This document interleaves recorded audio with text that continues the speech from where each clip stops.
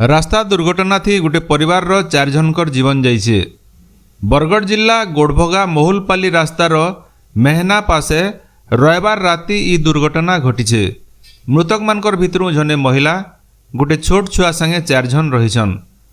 2 जन को गुरुतर अवस्थान बुर्ला डाक्तरखाना थी भर्ती करा जाइছে।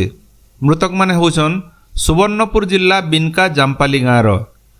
रविवार दिन से माने 2टा मोटरसाइकिल थी 3 जन लेखा बसिकरी बरगढ़ जिला अताबिरा थाना खैरपाली गाँव के बिहाघर आसीथिले। बिहाघर भोजी खाईकरी राति घर के फिरुला बेले मेहना पासे गोटे बोलेरो गाड़ी 2 मोटरसाइकिल के धक्का देइथिला। घटना जगह न 4 जनकर जीवन जाइथिबार जना पड़िছে। दुर्घटना घटैथिबार बोलेरो गाड़ीटा बहुत स्पीड थिबार कहा जाउছে। एक्सीडेंट होइथिबार बोलेरो मोटरसाइकिल के भेड़ेन पुलिस जबत करिছে।